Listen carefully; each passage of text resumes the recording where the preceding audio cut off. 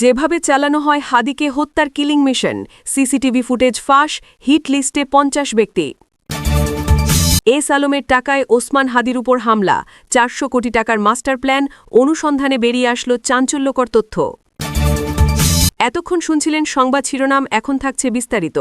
রাজধানীতে প্রকাশ্যে দিবালোকে শরীফ ওসমান হাদির উপর যখন গুলি চলে তখন অনেকে একে নিছক রাজনৈতিক সহিংসতা ভেবেছিলেন, কিন্তু গোয়েন্দা তথ্য আর সাম্প্রতিক ঘটনা প্রবাহের জট খুলতেই বেরিয়ে আসছে এক লোমহর্ষক আন্তর্জাতিক ষড়যন্ত্রের চিত্র। হাদির উপর এই হামলা কোনো বিচ্ছিন্ন ঘটনা নয়, বরং এটি দিল্লি থেকে পরিচালিত এক মেগা প্রজেক্টের অংশ, যার অর্থের যোগান এসেছে দেশের অন্যতম শীর্ষ ধনকুবের এস আলমের পকেট থেকে। ঘটনার সূত্রপাত গত ৮ আগস্ট ভারতের রাজধানী নয়াদিল্লিতে লোধি গার্ডেন শেখ হাসিনার গোপন ডেরায় হাজির হন এস আলম। মক্কা মদিনা হয়ে দুবাই ঘুরে অত্যন্ত গোপনে তিনি সেখানে পৌঁছান। গোয়েন্দা সূত্র বলছে, ওই বৈঠকে উপস্থিত ছিলেন পলাতক আওয়ামী লীগ নেতা জাহাঙ্গীর কবির নানক, মোহাম্মদ আলী আরাফাত ও মুহিবুল হাসান চৌধুরী নফেল। সেখানে চূড়ান্ত হয় অন্তর্বর্তী সরকারকে হটিয়ে আওয়ামী লীগকে পুনর্বাসনের ব্লুপ্রিন্ট। হাসিনার হাতে এস আলম তুলে দেন নগদ ২৫০০ কোটি টাকা এবং আরও ২০০০ কোটি টাকা দেওয়ার প্রতিশ্রুতি দেন। মোট ৪৫০০ কোটি টাকার এই বিশাল ফান্ড কেন? উত্তর মিলেছে হাদির উপর হামলার ঘটনায়। এই অর্থের মূল উদ্দেশ্য ছিল নির্বাচনের আগ পর্যন্ত দেশ জুড়ে ব্যাপক নাশকতা সৃষ্টি, প্রশাসন ও পুলিশকে কিনে ফেলা এবং জুলাই বিপ্লবের নায়কদের দুনিয়া থেকে সরিয়ে দেওয়া। গোয়েন্দা তথ্য বলছে, এস আলমের দেওয়া সেই টাকার বান্ডিল এখন ঢাকার আন্ডারওয়ার্ল্ডের হিটম্যানদের হাতে হাতে ঘুরছে। হাদি ছিলেন সেই কিলিং মিশনেরই অংশ। হিট লিস্টে আরও নাম আছে বলে বিশ্বস্ত সূত্রের বরাতে জানা গেছে, যারা হলেন জুলাই যোদ্ধা হাসনাত আবদুল্লাহ এবং এবি পার্টির barrister Asaduzzaman Fuad. Al Jazeera সাংবাদিক জুলকারনাইন শায়ারের তথ্যমতে ভারতীয় গোয়েন্দা সংস্থার মদতে অন্তত ৮০ জন দুর্ধর্ষ কিলারকে বাংলাদেশে প্রবেশ করানো হয়েছে। এদের কাজ একটাই, জনপ্রিয় ও প্রতিবাদী মুখগুলোকে সরিয়ে দিয়ে দেশে অরাজকতা সৃষ্টি করা, যাতে নির্বাচন বানচাল করা যায়। হাদির ওপর হামলাকারী শুটার ফয়সাল করিম মাসুদ যে নিষিদ্ধ ছাত্রলীগ পদধারী নেতা তা এখন প্রমাণিত, কিন্তু প্রশ্ন হল, জামিনে থাকা একজন দাগী আসামি কিভাবে এত বড় অপারেশনের সাহস পায়? উত্তর সেই দিল্লি ফান্ড। এস আলমের টাকায় কেনা অস্ত্র আর প্রশাসনিক ছত্রছায়ায় ফয়সালদের মতো খুনিরা আজ বেপরোয়া। নির্বাচনকে সামনে রেখে একের পর এক দেশে উন্মোচিত হচ্ছে এই গভীর ষড়যন্ত্রের নানা দিক। এস আলমের ৪৫০০ কোটি টাকার কথিত অনুদান এবং দিল্লি থেকে পরিচালিত নাশকতার ছক, সব মিলিয়ে দেশের নিরাপত্তা ব্যবস্থা এক বড় পরীক্ষার মধ্যে পড়েছে। বিশ্লেষকদের মতে হাদির উপর এই ঘটনা কোনো বিচ্ছিন্ন ঘটনা নয়, বরং একটি সুদূর প্রসারী অস্থিতিশীলতার ইঙ্গিত। কিলিং মিশন যেভাবে পরিচালিত হয়, গোয়েন্দা তথ্য অনুযায়ী গত ৪ ডিসেম্বর রাত ৮টা ১৮ মিনিটে বাংলা মোটরের ইনকিলাব কালচারাল সেন্টারে যান ফয়সাল ও তার সহযোগী কবির। প্রায় ৬ মিনিটের ওই বৈঠকে শরীফ ওসমান হাদির সঙ্গে ঘনিষ্ঠতা তৈরির চেষ্টা করা হয় এবং একসঙ্গে কাজ করার প্রস্তাব দেওয়া হয়। এরপর ৯ ডিসেম্বর রাতে ফয়সাল আবারও ওই কেন্দ্রে যান। এ সময় তার সঙ্গে ছিলেন নতুন সহযোগী আলমগীর। ওই বৈঠকে নির্বাচনী প্রচারণার বিষয় নিয়ে আলোচনা হয় এবং এর মাধ্যমেই হাদির প্রচারণা টিমে যুক্ত হয় ফয়সাল। পরদিন ১২ ডিসেম্বর সেগুনবাগিচায় হাদির প্রচারণায় সরাসরি অংশ নেয় তারা। তদন্তে বলা হচ্ছে, প্রচারণায় যুক্ত হওয়ার পরই হত্যার পরিকল্পনা চূড়ান্ত করা হয়। নরসিংদী, সাভার ও মানিকগঞ্জ সহ বিভিন্ন এলাকায় রেকি করা হয়। ১১ ডিসেম্বর প্রস্তুতির অংশ হিসেবে ফয়সাল পশ্চিম আগারগাঁওয়ে তার বোনের বাসায় ওঠে। হামলার দিন ভোরে উবারে করে হেমায়েতপুরের একটি রিসোর্টে যায় তারা। রিসোর্টের সিসিটিভি ফুটেজে শুক্রবার ভোর ৫টা ২২ মিনিটে ফয়সাল ও আলমগীরের গাড়ি প্রবেশের দৃশ্য দেখা গেছে। সেখানে আগে থেকেই অবস্থান করছিল ফয়সালের বান্ধবী মারিয়া ও তার বোন।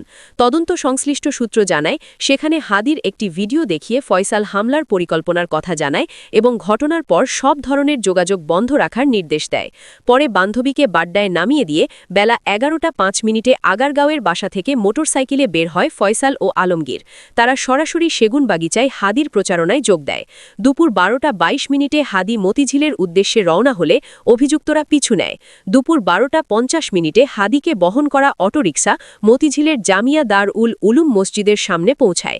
সেখানে জুম্মার নামাজ আদায় করেন হাদি। নামাজ শেষে দুপুর ২টা ১৬ মিনিটে তিনি সেখান থেকে রওনা হলে ফয়সাল ও তার সহযোগীরা অনুসরণ করতে থাকে। মতিঝিল হয়ে পল্টনের বক্স কালভার্ট সড়কে ঢোকার পর দুপুর ২টা ২৪ মিনিটে খুব কাছ থেকে হাদিকে লক্ষ্য করে দুটি গুলি ছোড়া হয় বলে তদন্তে উঠে এসেছে। যদিও হত্যাকাণ্ডের প্রধান দুই অভিযুক্ত এখনও পলাতক, তবে তদন্তে পুরো ঘটনার নকশা স্পষ্ট স্পষ্ট হয়ে উঠেছে। তদন্তকারীদের ভাষ্য অনুযায়ী চলতি বছরের জুলাইয়ে দেশে ফিরে ফয়সাল করিম মাসুদ, কামাল, রুবেল ও মাইনুদ্দিনের সঙ্গে যোগাযোগ স্থাপন করে। তারা সবাই কার্যক্রম নিষিদ্ধ আওয়ামী লীগ ও এর অঙ্গ সংগঠনের সঙ্গে যুক্ত বলে তদন্তে উঠে এসেছে। বাংলাদেশের ভূরাজনৈতিক মানচিত্রে অস্থিরতা ও কিছুটা আতঙ্কের ছায়া ঘনীভূত হচ্ছে। গত বছরের ৫ আগস্টের ছাত্র জনতার ঐতিহাসিক বিপ্লবের পর রাষ্ট্রের সার্বভৌমত্ব এবং জনগণের মৌলিক অধিকারের প্রশ্নে যারা আপোষহীন তাদের টার্গেট করা হচ্ছে। বিশেষ করে ভারতের একপক্ষীয় নীতি ও আধিপত্যবাদের বিরুদ্ধে যারা রাজপথ এবং কলমে সোচ্চার তাদের স্তব্ধ করার এক সুদূরপ্রসারী নীল নকশা বাস্তবায়নের কিছু গুরুতর ইঙ্গিত পাচ্ছে নিরাপত্তা সংস্থাগুলো। সম্প্রতি ইনকিলাব মঞ্চের সংগঠক শরীফ ওসমান হাদির ওপর প্রকাশ্য দিবালোকে সাবেক ছাত্রলীগ নেতা ফয়সাল করিম মাসুদের গুলি এ আশঙ্কাকে রাজপথ থেকে নীতি নির্ধারণী মহলে নিয়ে এসেছে। নিরাপত্তা সংশ্লিষ্টদের মতে বাংলাদেশের অভ্যন্তরীণ রাজনীতিতে দিল্লির প্রভাবমুক্ত স্বাধীন পররাষ্ট্রনীতির দাবি তোলা ব্যক্তিরাই এখন একটি বিশেষ হিট লিস্টের লক্ষ্যবস্তু। সংশ্লিষ্ট সূত্রগুলোর তরফে জানা গেছে এ টার্গেট কিলিং বা দমনের পরিকল্পনা অত্যন্ত নিখুঁত ও বহুমুখী। সরাসরি কোনো রাষ্ট্রীয় বাহিনীকে সামনে না এনে ছায়া সংগঠন, ভাড়াটে ক্যাডার এবং ডিজিটাল ট্রোল আর্মি ব্যবহার করা হচ্ছে। এ প্রক্রিয়ায় ৩টি স্তর লক্ষ্য করা যায়। প্রথমত, সামাজিক যোগাযোগ মাধ্যমে টার্গেট ব্যক্তিদের ভারত বিদ্বেষী, উগ্রবাদী বা সাম্প্রদায়িক তকমা দিয়ে তাদের জনবিচ্ছিন্ন করার চেষ্টা করা হয়, যাকে বলা হচ্ছে শিকারের পরিবেশ তৈরি করা। দ্বিতীয়ত, বিশেষ নজরদারির মাধ্যমে তাদের গতিবিধি ও ব্যক্তিগত অবস্থান ট্র্যাক করা হয়। তৃতীয়ত, সুযোগ বুঝে শারীরিক হামলা বা ডিজিটাল স্পেস থেকে তাদের সরিয়ে দেওয়ার মাধ্যমে নিষ্ক্রিয় করা হয়।